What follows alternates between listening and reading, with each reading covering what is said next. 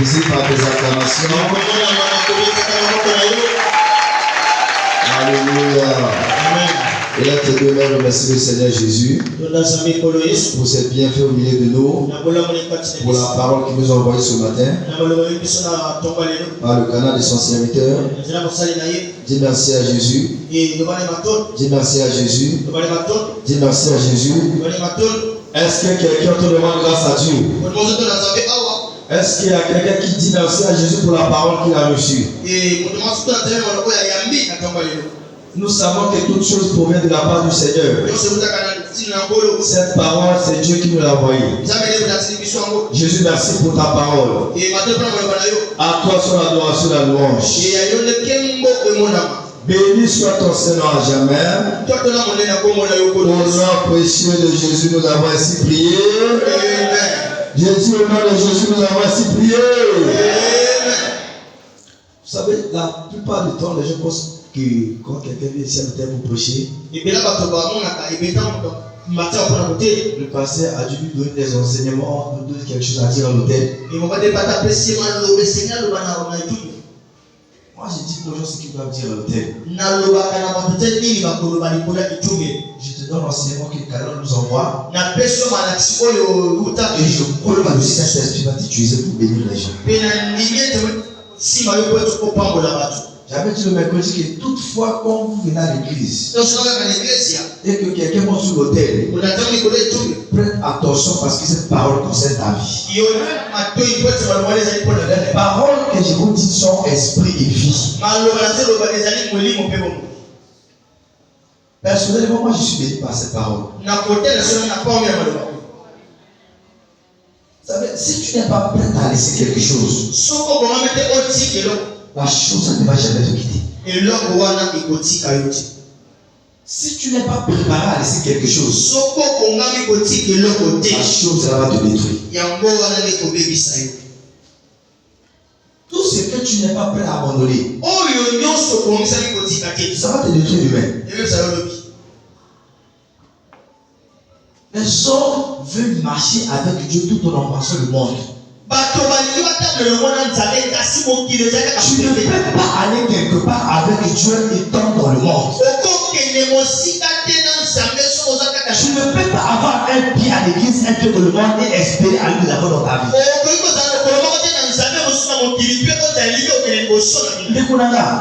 Tu passeras tout ton temps à l'église. À la fin, tu vas regretter. Si tu laisses ça, c'est des choses. Tu vas peut-être pleurer demain. Tu vas regretter demain. Si aujourd'hui, je ne laisse pas certaines choses.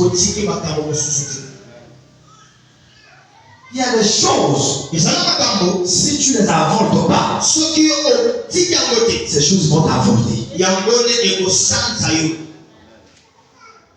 Aujourd'hui, les gens n'ont plus peur de Dieu. Tu vas dans les églises, avec la présence de Dieu. Les gens jouent avec le péché comme si c'était joué. À l'église. À l'église. Là où Dieu réside, là où il y a la présence de Dieu, tu vois les gens monter à l'autel, chanter la chorale, et jouer avec le péché. Jouer avec le péché. Et demain, espérons que Dieu va faire quelque chose.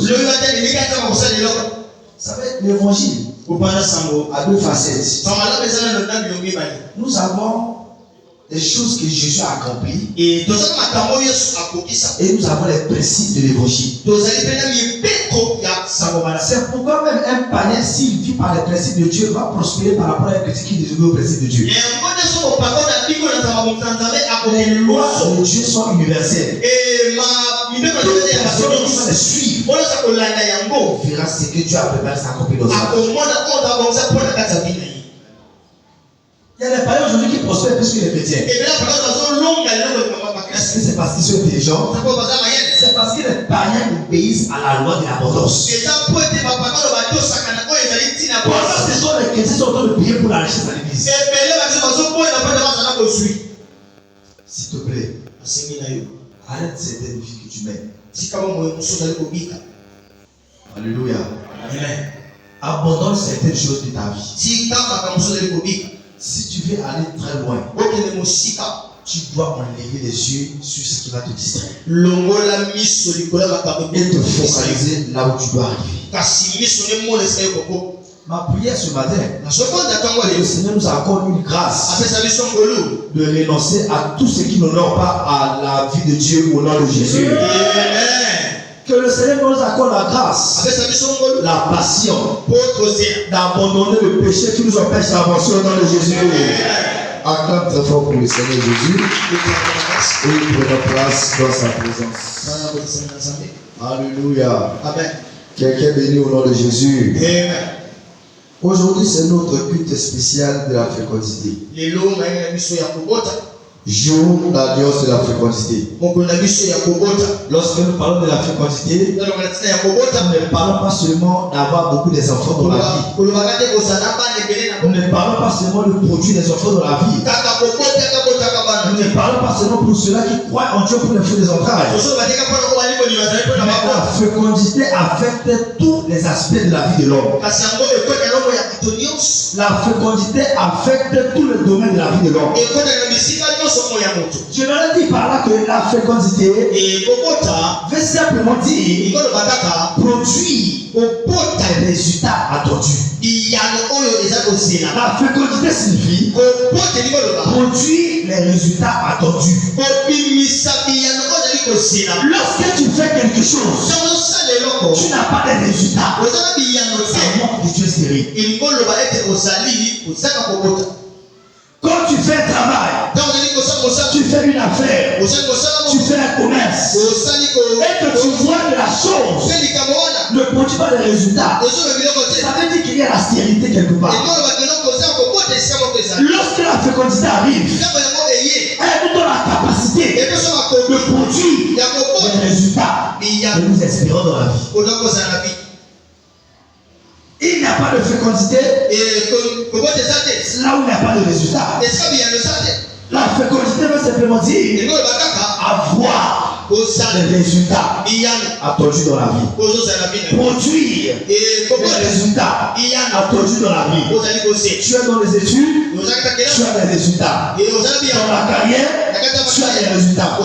Dans le commerce, tu as des résultats. Peu importe le domaine, tu produis des résultats. Et ma prière pour quelqu'un ce matin, que l'onction de la fécondité soit libérée sur ta vie ce matin dans Jésus. Et j'ai compris dans la parole de Dieu que la fécondité, c'est un commandement et non un conseil. La fécondité est un commandement. La fécondité n'est pas un conseil. Genèse chapitre 3, le verset 28. La Bible dit, Dieu le bénit et Dieu leur dit, soyez féconds. Dieu a donné un ordre. Soyez féconds. Multipliez-vous. Soyez féconds. La fécondité, c'est un commandement. C'est un ordre de Dieu. C'est un conseil. Voilà pourquoi si tu vas dans la vie, tout ce que tu as créé est fécond. Sur ton corps, il y a la fécondité. Quand tu te coiffes, quelques jours après, les cheveux le poussent. Quand tu tailles tes ongles, quelques temps après, les ongles le poussent. Qu'est-ce qui fait pousser cela? Il y a une sémence de la fécondité dans l'homme qui fait que tout ce qui ont eu produit quelque chose.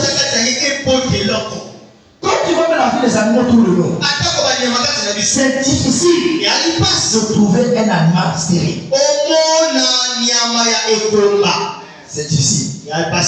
Même dans nos maisons, on a plusieurs souris, on a plusieurs rats dans la maison. C'est parce que tu as donné à chacun cette grâce de la fécondité. Et ce matin, l'onction de la fécondité va localiser ta vie au nom de Jésus. Nous sommes appelés à produire des résultats. Alléluia. Amen. Et je dois produire ces résultats ce matin au nom de Jésus. Amen. Rapidement, quels sont les secrets bibliques pour la fécondité? Quels sont les secrets bibliques pour la fécondité? Rapidement, nous avons le secret dans la présence de Dieu. Et je crois que quand tu vas mettre en pratique ces deux secrets, ta vie sera féconde au nom de Jésus.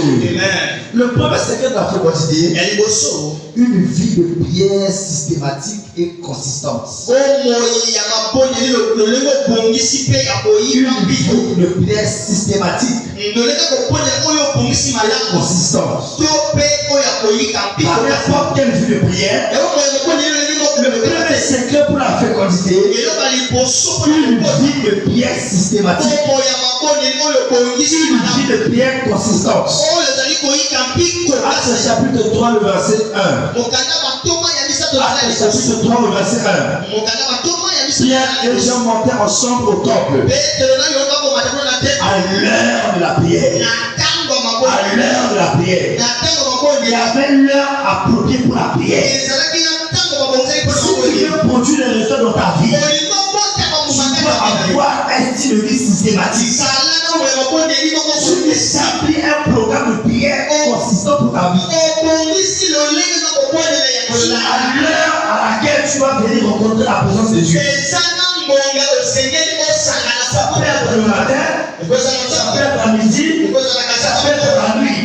Tout cela dépend de ton programme ou de ton emploi du temps. Tu dois avoir une vie de prière systématique. Tu établis un système. Lorsqu'il est 6 heures, quelle que soit l'heure à laquelle je suis allé au lit,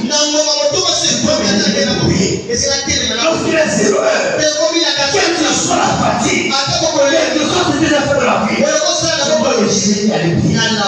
Si tu arrêtes sur ça, tu auras des résultats. Tu auras des résultats. Un style de vie systématique. Alléluia. Lorsque la prière n'est pas systématique et consistante, elle ne produira pas les résultats tout de suite. Si tu veux voir les résultats dans ta vie, ta vie de prière doit être systématique. Établis un programme de la prière. De la même manière, tu as un programme pour aller travailler tous les jours. Dans ton agenda journalier, il doit aussi avoir l'heure de la prière. Parce qu'on ne réussit pas seulement en fonction des efforts. Il y a aussi la racine spirituelle qui compte dans notre victoire dans le Seigneur. Un style de vie systématique. Marc chapitre 1, le verset 34 à 37. Marc 1, 34 à 37, la Bible dit: il guérit beaucoup de gens qui avaient diverses maladies. Et il chassait aussi beaucoup de démons. Et il ne permettait pas aux démons de parler parce qu'il les connaissait. Le verset suivant: vers le matin, pendant qu'il faisait encore sombre, il se leva et sortit pour aller dans un lieu désert où il pria. Ça, c'était le secret de Jésus. Pendant qu'il était encore sombre le matin, pendant que les hommes dormaient, il y avait l'heure à laquelle Jésus partait pour prier. Après 7 heures, Jésus revenait comme un vainqueur. Alléluia. Crée un système de la prière dans ta vie. Tous les hommes qui prient attirent les bonnes choses dans leur vie. Les hommes vont chercher ceux qui prient. Regarde le verset suivant. Simon et ceux qui étaient avec lui se mirent à sa recherche. Jésus était là, il priait. Les hommes ont commencé à le chercher. Lorsque tu pries, les bénédictions vont commencer à te chercher. La faveur de Dieu commencera à te chercher. Établis un système de la vie de prière. Passer tout ton temps devant la télévision n'ajoute pas une valeur à ta vie. Tu regardes les autres à la télévision. Va prier pour que demain aussi les autres commencent à te regarder.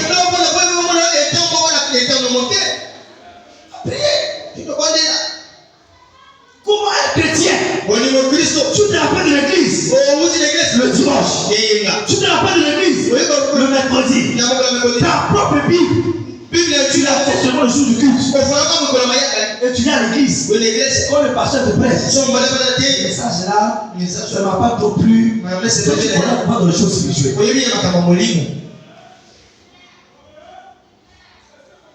Tu n'as pas de contact avec le monde invisible. Mais tu vas à l'église. Tu as quand même l'audace de juger certaines choses. Crée un style de vie de la prière. Crée un style de vie de la prière. Une prière systématique. Jésus a dit que les hommes doivent toujours prier. Et le point se relâcher. Luc chapitre 18, le verset 1. Luc chapitre 18, le verset 1. Actes chapitre 2, le verset 42. Actes chapitre 2, 42. Écoute, c'est la parole de Dieu ici. Acte 2, 42. Mettez-moi le verset plus rapidement. La Bible dit, il persévérait dans l'enseignement des apôtres. Deuxièmement, dans la communion fraternelle. Troisièmement, dans la fraction du pain. Et quatrièmement, dans les prières. Il persévère dans les prières. Dans les prières. Tu dois créer un système autour de ta vie qui te permet de prier. Quel que soit le temps. Un homme de Dieu a dit, refuser de prier, c'est de l'orgueil. Quand quelqu'un refuse de prier, c'est l'orgueil. Je pense que de lui-même, il peut arriver là où il va arriver dans sa vie. La Bible nous dit que sans Dieu, nous ne pouvons rien. Refuser de prier, c'est l'orgueil. C'est l'orgueil. Seigneur, j'ai étudié à l'école, j'ai les diplômes qu'il faut, et je peux réussir par moi-même. Alors, je n'ai pas besoin de la prière. C'est de l'orgueil. Mais je vois ce matin, la prière de venir ton style de vie au nom de Jésus. Et la deuxième clé qui nous donne accès au de la fécondité, c'est une louange sincère. La louange sincère. Quand la louange sort du cœur, les résultats sont palpables. Une louange sincère. Psaume 63, le verset 3. Il dit car ta bonté vaut mieux que la vie. Mes lèvres célèbrent de louange. Ta bonté vaut mieux que la vie. Et mes lèvres célèbrent de louange. Tu dois avoir un style de vie de louange. Bien aimé, lorsque tu pries, tu assimiles.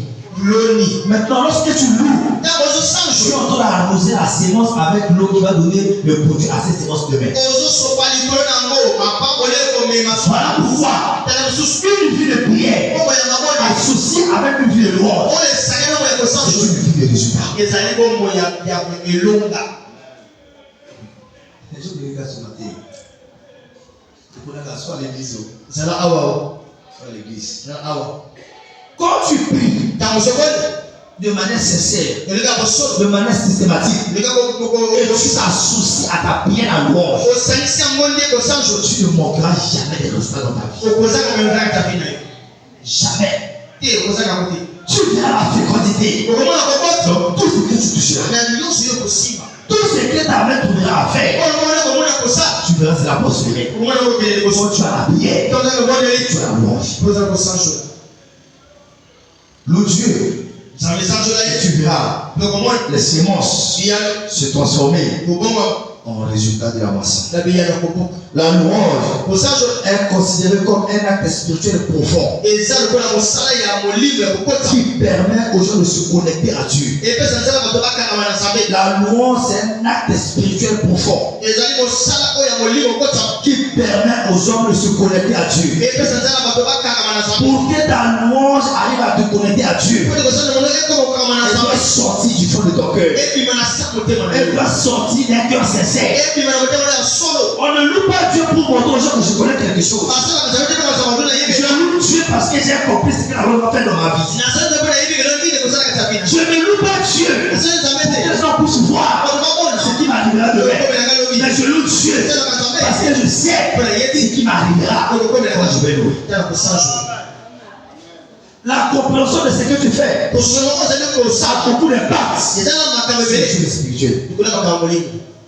Elle nous permet de nous connecter à Dieu. Elle nous permet d'obtenir de la part du Seigneur l'aide que nous avons besoin.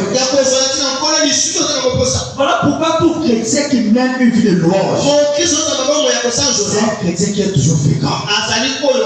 Je vous ai toujours dit, lorsque nous prions, Dieu envoie un ange avec notre réponse. Mais lorsque nous louons, Dieu n'envoie personne. Et son lui-même.